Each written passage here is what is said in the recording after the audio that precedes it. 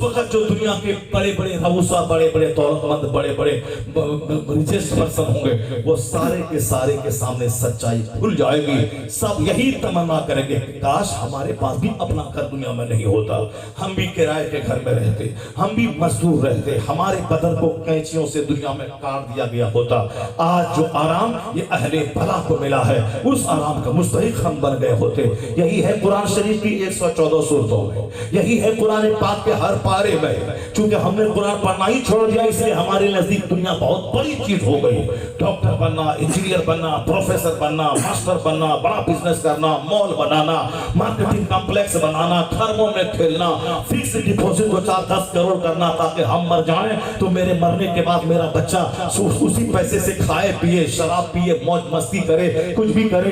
इसी इलाके में मोरबी में मैं आया था खिताब करने के लिए, एक बंदे के यहाँ खाने की दावत थी, मैं वहां गया, मैंने कहा बड़ा शानदार घर आपने बनाया माशाअल्लाह। कहा हजरत आधे पोर्शन में घर बना है और आधा प्लॉट उधर खाली है, आधा प्लॉट खाली है। इसलिए खाली है कि मेरे छोकरे का छोकरा, उसके छोकरे का छोकरा, उसके छोकरे का छोकरा, उसके छोकरे का छोकरा घर बनाएगा। ये बताइए, छोकरे का छोकरा और छोकरे का छोकरा ये कल मरेगा और जाएगा वहां कब्र में, हिसाब किताब ये देगा। और ये छोकरे के लिए फिक्र कर रहा है, वो छोकरा जिंदा रहेगा कि मरेगा, तो अल्लाह पैदा किया है वही अल्लाह रोजी देगा।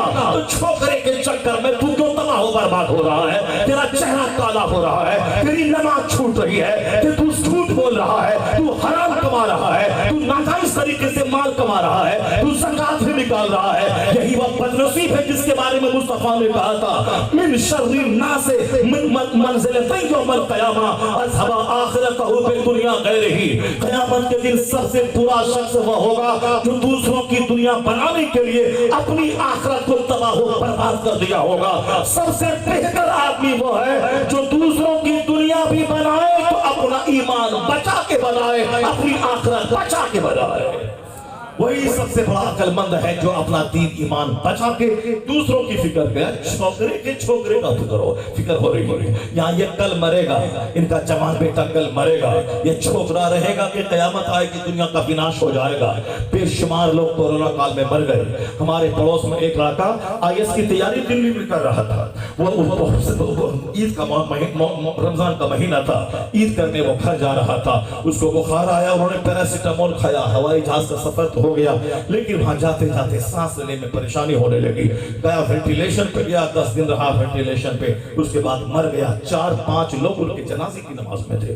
वो लड़का IAS ऑफिसर बनने वाला था। वो उनका बाप मां कभी सोचा तक न होगा कि मेरे इस बच्चे के साथ ऐसा कोई हादसा हो सकता है, जबकि उस समाज के बेशुमार लोग नहीं बने। वो जिंदा है, गरीबों मिस्किनों के बच्चे जिंदा है। IAS की तैयारी करने वाला जो इंजीनियर बन चुका था, बिल्कुल IAS बनने ही वाला था, बड़ी मेहनत, बहुत मेहनत करता था, लेकिन किसको खबर थी कि कल ये बच्चा दुनिया में नहीं रहेगा।